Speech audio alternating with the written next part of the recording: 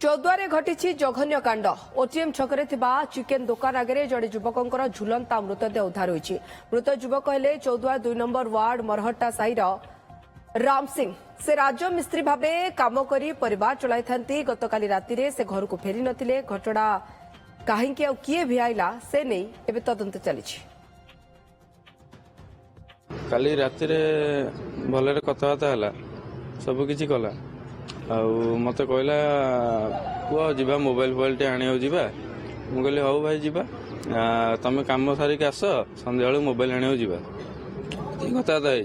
कहले हाँ ठीक है। भाई घर को गला खाइला पिला सब कर मु घर पाक गली घर पाखर आसिक भाई बसला कौटी आम छक पाखे कहली भाई घर को जाऊन खाई आस ना मु पुआ खाई आइली तू घर को जा घर को गला कहला घर को गला घर को मु तो बड़ा घर रोचे घर भांगी जेतु घर कम चलती मु घर को पलैली बड़ा घर को केत आइला केत घर को आइला मु भी जानी से विषय घर को जाना मुझे जानी। अधिक सूचना में सहित जोड़ी प्रतिनिधि प्रकाश नायक। प्रकाश, चिकेन दुकान आगे युवकों झुलंता मृतदेह एवं जदिओ तांकर परिचय मिल सारी किंतु मृत्युर कारण कौन परिवार लोकंकर दाबी कौन? देखो राजेश बर्तमान पर्यंत मृत्युर कारण अस्पष्ट रही कारण आप देखु राति नॉर्मल कंडीशन रे जहाँ परिवार लोक कहते नॉर्मल कंडीशन से थिले एवं से काम करके आसिक राति परिवार लोकों सहित कथा सहित जे बजार जाऊँगी बजार फेरबी बोली कहते किंतु बजार फेरी ना राति तमाम से खोजाखोजी कर सका खबर जो पाइले जे तांकर पुअर मृतदेह झुलुची बोलिक चिकेन दुकान आगे से आसी देखिले जे प्रकृत में झुलंता अवस्था मृतदेह जो पुअर देखा पाई समस्ते स्तब्ध हो जाते कहीं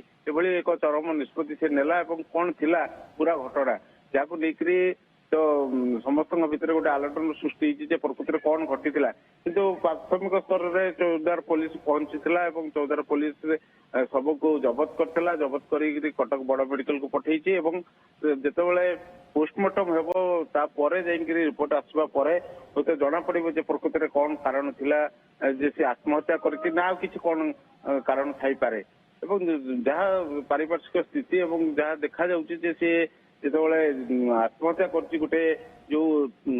छेली बंधा हुए जो दौड़ी से ही सी टांगिकी से आत्महत्या करछि तबे आत्महत्या कहीं कला बर्तमान पर्यंत स्पष्ट हो पारिनी। परिवार लोक समस्ते चाहते जे एभली से भल पिला थिला एवं से परिवार लोक ये अभियोग काढुना प्रकाश जे ये आत्महत्या नुहे ये तो हत्या होइथाई पारे एवं केउ आधार ये आत्महत्या बोली कहा जाउछि। देखो परिवार लोक सहित आम कथा प्रतिक्रिया नहीं सी कह कथा जे आम किसी कहीपारूना कौन प्रकृति होता पारे कारण सी घर को जाइला जहाँ प्रतिदिन जो भाव में नॉर्मल कंडीशन थिला पारिवारिक कौन कलह थिला कि तांकर प्रोफेशन को नहीं पेशागत कौन समस्या थिला कि परिवार लोके से नहीं कौन कथा कहि पारछंती नहीं आगुरी तो जहाँ परिवार लोक कह कथा आगुरी कौन जगह तार कली झगड़ा का सहित शत्रुता से किसी नथिला सी जेहेतु गोटे राजमिस्त्री काम करती तेणुक से कौन प्रकार मानसिकता नथिले भाई कहवा कथा जे जदि एमती किसी गोटे करने चिंता भी करते मोबाइल फोन टे भांगी जाइला किणवाई कहीं कही जे भविष्य आशा रखी हुए तो से कही था जे मोबाइल फोन किणव कि तेणुक सेटा को ही चिंता कर सी भावुं जे आत्महत्या जदि कले कहीं कले पछर रही प्रकृति कौन कारण ताकू नहीं समस्त भर प्रश्न उठी चौदार अंचल कथा खेलीगला समस्ते चिंतार अच्छा प्रकृति में एत भल पिलाटी कहीं आत्महत्या कला आत्महत्या पछर कारण कौन।